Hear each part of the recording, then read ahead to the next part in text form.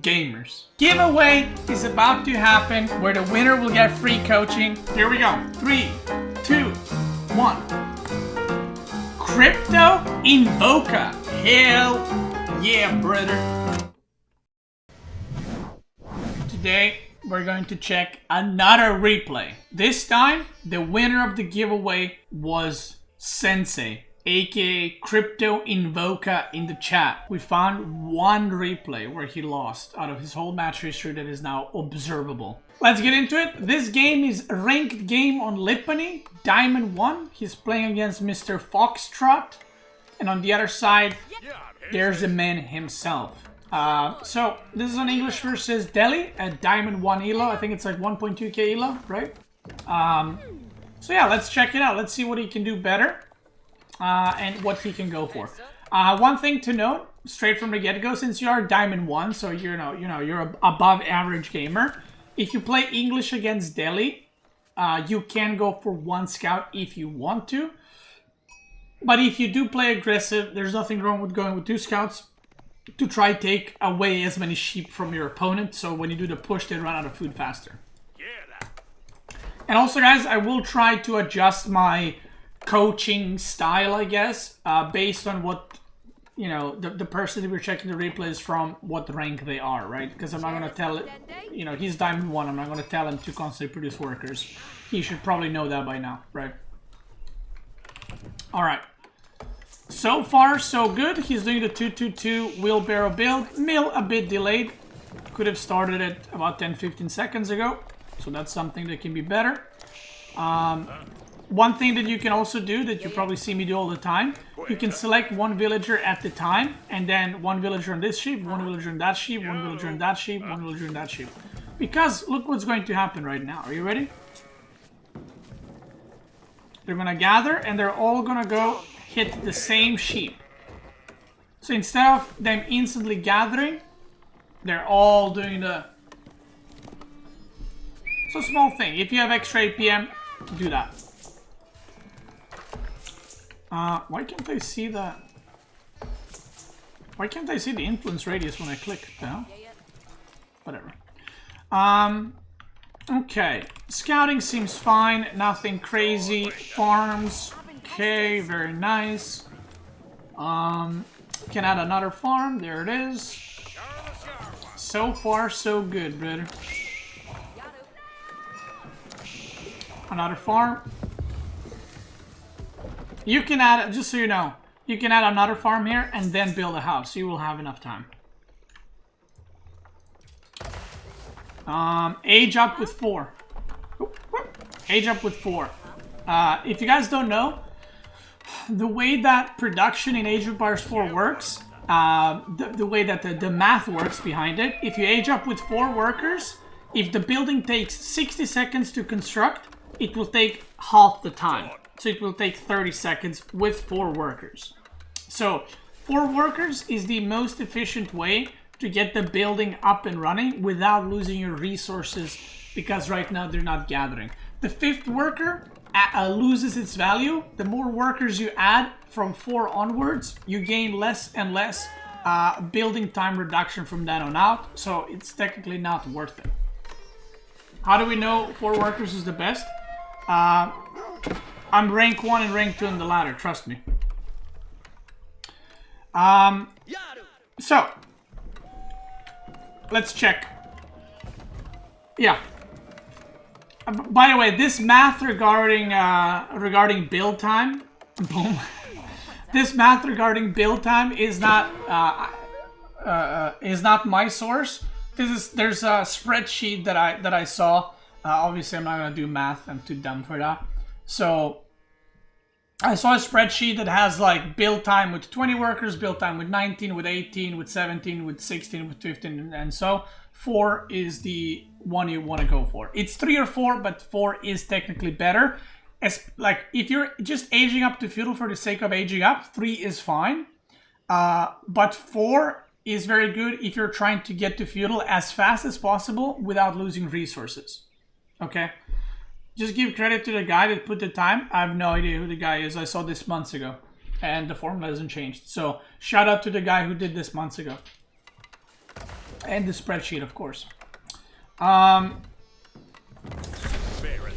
But if you rush, even if you rush, so okay, so let me explain this, because a lot of people think if I put 8 villagers, I can rush faster. Technically yes, but no.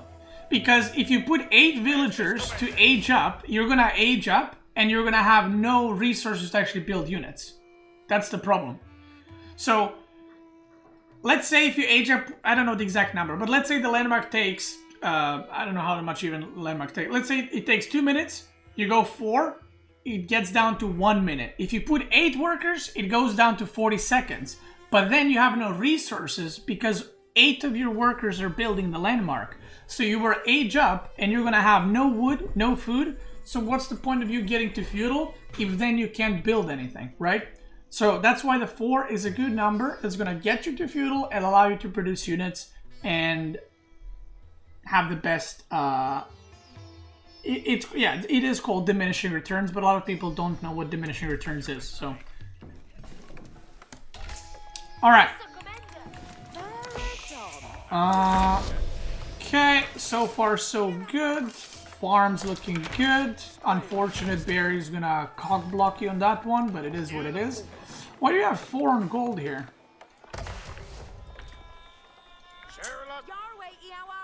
Okay, let me ask, what is your plan? Do you generally do the push, or do you try to go for castle, or what is the plan here? Let me know in the chat, Sensei. Is it like this for every building? Yes. So every building, if you build it with 1 worker, look at it this way, it's 100% build time. So 1 worker, if the building is 1 minute, you build it in 1 minute, if you put 1 worker. If you put 4, you build it in half the time at 200 efficiency, 200%. Does that make sense? I do push 90% of the time, but since this game is like 2 weeks ago, honestly don't remember. Okay. Well, if you are doing a push, you should be building a barracks. As your council hall is about 80%, you should put down a barracks with 1 villager, because you don't need it built faster. Just build it with 1. And then you don't need 4 on gold. You only need 2 on gold. So that's something to remember as well. If you're getting the blacksmith upgrades, you need only 2 on gold, and that will give you blacksmith upgrades in time. Because right now, there's no point building blacksmith. If you build a blacksmith now, but you have no units, what are you upgrading, right? Yes, sir. So let's see. Another wood camp right here. So I feel like this is going to be a thing for a lot of players that are review the replays. You guys have to refresh your lumber camps. Like right here, you can put a lumber camp. Look how much resources they're losing. Like every time they have to run, that's resources lost. Technically, you lose resources when you build a lumber camp, but if you build a lumber camp here and the workers drop off resources there, you will gain a net positive from that, even though you spent 50 for the lumber camp. See, this is what I mean. You're going blacksmith. You went for double broad axe. Okay, that's fine. You're going for the blacksmith, and you're gonna get an early upgrade, and you have no units. So right now, if you look, it's going to be way better if you had 2 spearmen and 5 longbows here, attacking already, than if you had than this blacksmith that you have right now. Because this blacksmith ain't gonna do anything. When you play English, it's very important to push as fast as possible, to force your opponent to make units as fast as possible, and to start engaging as fast as possible. Like right now, you should have a tower heal already, poking around and trying to snipe off stuff. But look at him, he's just chilling, he's doing whatever he wants, because there is no pressure on the map, and he's taking the map control, but you are the aggressive civ. Okay, there's the lumber camp. See, you're getting, okay, so right now you're getting +1 weapon, and you have 2 longbows. 3 longbows, sorry. So you would much rather have, 6 more longbows than this. I'm no mathematician, but 3 longbows with +1 is worse than 10 longbows with no upgrades. You don't need this upgrade. The most important upgrades you need with English is Steel the Arrow for your longbows. That's the one you get first. Second one you get is siege engineering, and then if they don't have any ranged.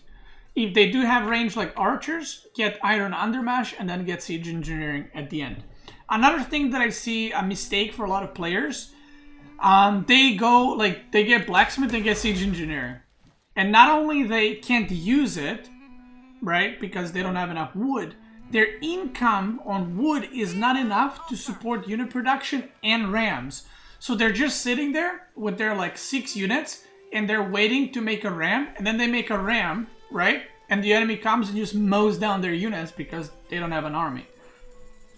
Because they tried to make the ram too quickly, right? So that's something to consider as well.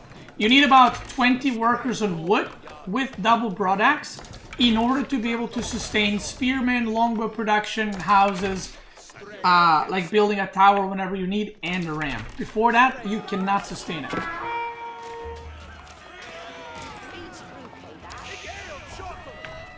Yeah, you definitely need spearmen here. Like I said, when your council hall is about 80%, build a barracks. If you haven't checked out my guide, check it. Nado 2 barracks are coming, but he's already gonna get sacred sites, so you're already behind. And it might not seem like a lot, but this blacksmith made you lose all the map control. Just because you went for it.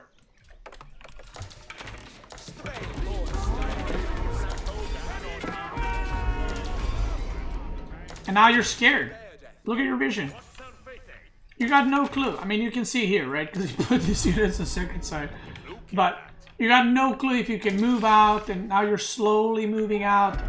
But he already got all 3 sacred sites, and the gold is ticking. So you're already in a bad position. 21 on wood. 20 is good number, and you can go more on food. Man-at-arms. I don't mind you mixing in men-at-arms, by the way. It's not a bad idea, but you definitely need spears against Delhi if they go for horsemen, which Delhi will go horsemen against you. Okay. Also, don't use this formation in normal fights. Only use this formation, staggered formation, against mangonels and nest of bees and cannon emplacements. Don't use it in regular fights, because what you're doing... Okay, imagine all these units are longbows, right? These 2 as well. If the horsemen arrive, he can click in between here and then auto attack, and he's just gonna clap all your longbows at the same time, right? If your units are in a normal formation, they're gonna be a lot harder to get a good surround on because they're all clumped. It makes it easier for you to kite, and he's not going to be able to do damage to as many longbows as if you were like a one big clump of units.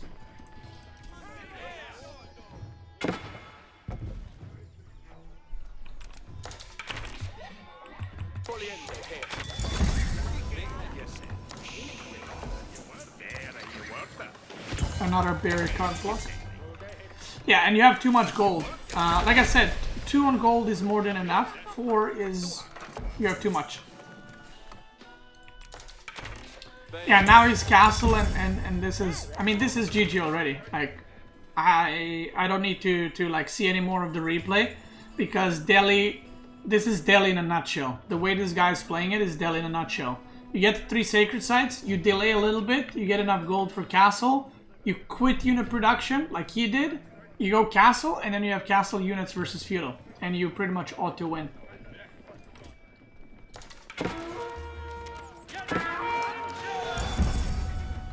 Yeah, see? Now man-at-arms are coming, and from here on out it's gonna bad news for you. Yeah, this one elephant is literally gonna be unkillable for you, because you have pure longbow.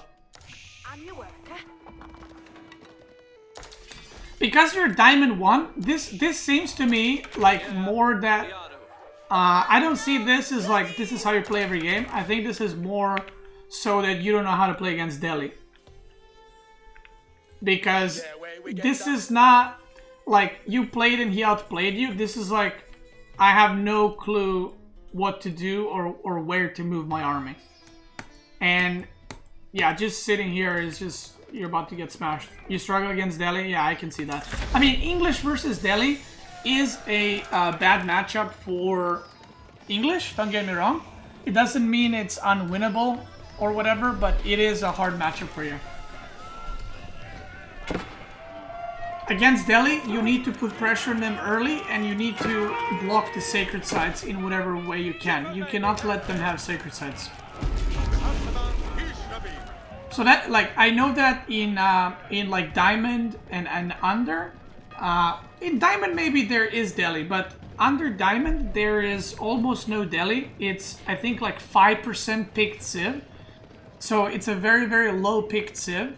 And I think it's hard to play for lower league players.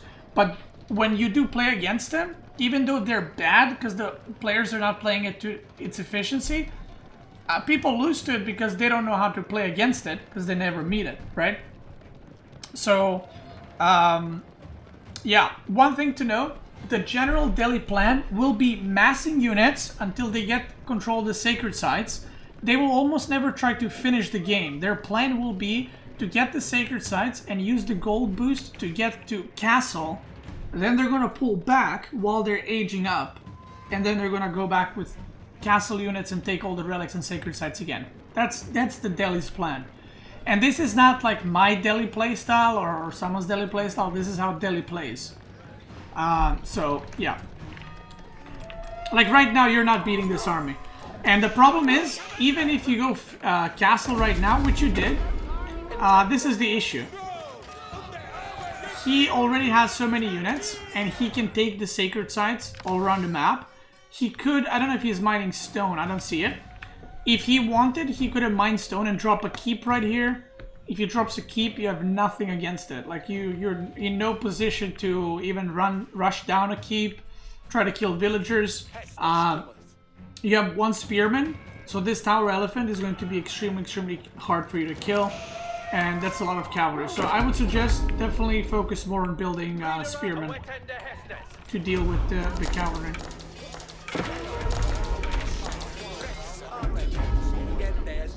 Like longbows are all around fine unit, but they're not going to do well against elephants because they got 7+1 armor right now, soon 7+2, and you're dealing 9 damage. So you're going to be dealing 1 damage to elephants. That's the problem. Too much wood idle? Yeah, because he didn't end up going for a ramp push, so the wood was not spent in that sense.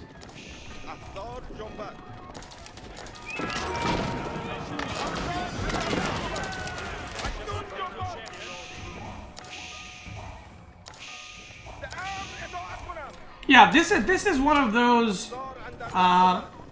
This is one of those where this is a good game to submit, by the way, and to show, because this is one of those games where nothing happened, right? You didn't do anything wrong, as in you didn't like lose your army in a bad way, you didn't lose villagers, but you just lost. And this is a game that feels maybe like, what could I have done, you know? Yeah, the problem is you didn't do anything, right? And I don't mean that in a bad way, but you didn't do, you weren't proactive, and you need to be proactive against Delhi. It's similar to HRE, except Delhi is more out on the map than HRE. It's kind of like less greedy HRE. They actually make units, but they need to take certain things, which are sacred sites. So this is a good game to show, like I said, because you didn't, like I said, you didn't lose villagers, you didn't lose army, but the game kind of seemed impossible. And it seemed impossible from that blacksmith onwards, and also late barracks and stuff like that. So next time when you play against Delhi, try to put pressure immediately. If you get like 2 spearmen and 5 longbows, just go across the map, build a tower, get your footing, and kind of start pushing from that side. A great way to push against Delhi is always against their food line. So if they have a lot of sheep, just try to kind of go around their base, not let them expand anywhere else. Eventually they will have to go on berries or deer, which is where your advantage is. because your advantage as English is that you have farms. Delhi doesn't have that, so they have to, I mean, they do, but they're expensive, right? So they have to go on the map, and when they do go on the map, that's when you force a fight. Is it worth to go late farms and get the deer at the start? I don't think it is, because you are opening yourself up to, like on maps like Altai or Hill and Dale, you can go instantly on deer. But most of the time, you will just be opening yourself up for harassment. Look at it this way. The farms are the English advantage, okay? You have safe food. He cannot harass you, right? He cannot touch these farms because he cannot dive them, he can't do anything. You can on his side, and that's your advantage in the matchup. Or that's your advantage as English in general. So, that's something to consider. And try at all costs to disable sacred sites against Delhi, because if you don't, like I said, there will be a moment where you're going to pull back. That means they're going castle, because that is their whole game plan. Cryptivoca, thanks so much. AK Sensei, thank you so much for submitting your replay. I hope you learned something new, and I'm glad we checked the replay of the matchup that you struggle in, and I hope everyone else learned something new as well. People on YouTube, thanks so much for watching. Gamers on Twitch, let's keep going.